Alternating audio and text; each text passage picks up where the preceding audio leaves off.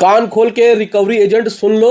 अगर किसी भी मासूम कर्जदार को डराया, धमकाया या फोन पे गाली गलौज किया या फिर मानसिक रूप से प्रताड़ित किया या फिर उसके घर पे गए और इल्लीगल तरीके से उससे बातचीत की, उसे वहां भी डराया और धमकाया, तो अब खैर नहीं है।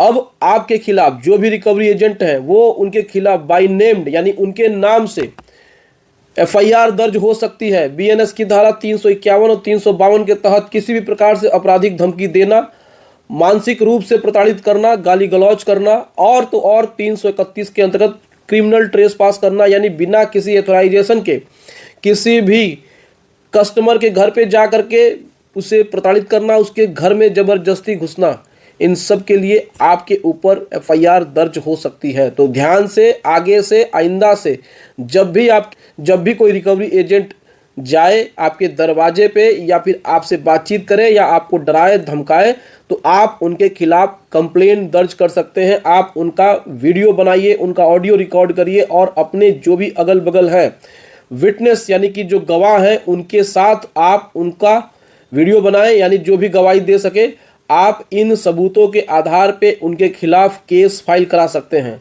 दोस्तों, आपको अपने अधिकार को जानना होगा। ये जो रिकवरी एजेंट है जो फ़ोन पे आपको माँ बहन की गाली देते हैं, भद्दी भद्दी गालियाँ देते हैं, या तो आपके दरवाजे पे आपके साथ बदतमीजी करते हैं, आपको डराते हैं, धमकाते हैं, मारने पीटने की धमकी देते हैं, दुनिया भर की तमाम इलीगल बातें करते हैं, इसके लिए इनके नाम से इनके खिलाफ आप एफआईआर दर्ज करा सकते हैं, मुकदमा दर्ज करा सकते हैं। सुप्रीम कोर्ट ने कई बार कहा है, आरबीआई ने बहुत सारे नियम बनाए हुए हैं और तो और आरबीआई ने सीधे सीधे कहा है कि आप किसी भी बोरवर के दरवाजे पे सुबह 8 बजे से पहले और शाम को 7 बजे के बाद नहीं जा सकते हैं। लेकिन ये रिकवरी एजेंट तो मानते ही नहीं है। बहुत बार इन लोगों को परेशान करते हुए देखा गया है कि ये लोग मासूम जो कर्जदार है बेचारे, जिनको कुछ नहीं पता है, उनसे ये बदतमीजी करते हैं, उनको गाली गलौज करते हैं और फ़ोन पे धमकियां देते हैं। तो अब ये धमकियां चलने वाली नहीं है, बिल्कुल नहीं चलने वाली है।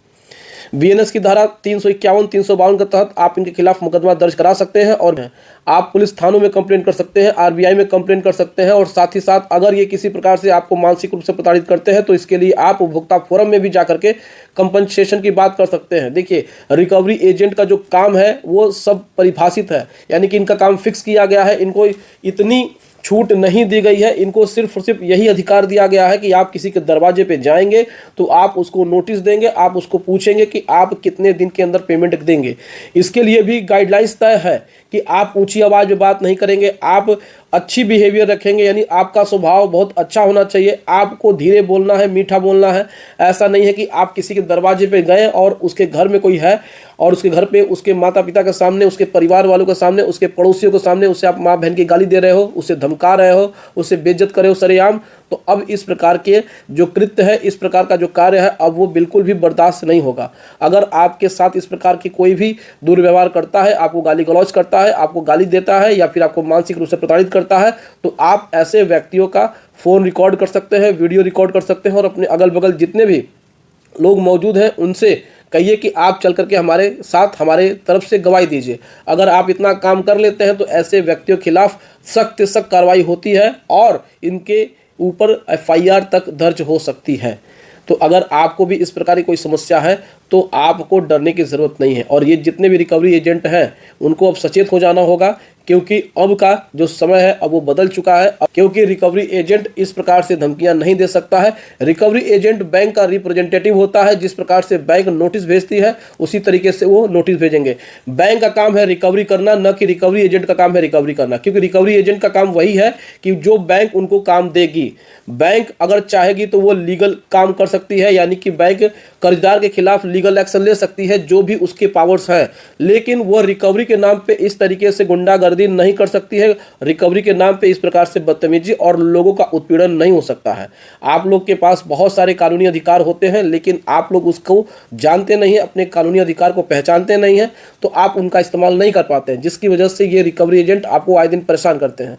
अगर कोई भी रिकवरी एजेंट इस तरीके से बातचीत करे, बदतमीजी करे, तो आपको कुछ नहीं करना है, एकदम बिल्कुल सिंपल सा काम करना है। आप अपने घर में जो भी मोबाइल फ़ोन है उससे उनका वीडियो रिकॉर्ड कर लीजिए और उस व्यक्ति से पूछिए कि तुम्हारे पास कोई भी लेटर है कि नहीं, आइडेंटिटी कार्ड है कि नहीं, विजिटिंग अथॉरिटी है कि नहीं, सारा कुछ डिटेल लेने के बाद उस व्यक्ति के खिलाफ आप मुकदमा दर्ज करा सकते हैं। अगर आपको डर लगता है थाने पे जाने के लिए, तुरंत आप 100 नंबर पर फ़ोन करके पुलिस को बुला लीजिए, आप उनको लिखित में तहरीर दे दीजिए। बहुत सारे कानूनी अधिकार है, आप लोग इस कानूनी अधिकार का इस्तेमाल बस करते रहिए और देखिए कि इनके खिलाफ किस प्रकार से केस फाइल होता है।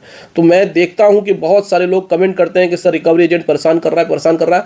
आप लोग एक बार एकदम सख्त होकर के इनसे बातचीत करिए, एकदम सख्त लहजे में इनसे बात करिए, तो देखिए ये रिकवरी एजेंटों की इतनी मजाल नहीं कि वो आपके दरवाजे पे चढ़ करके वो आपके साथ बदतमीजी कर पाए।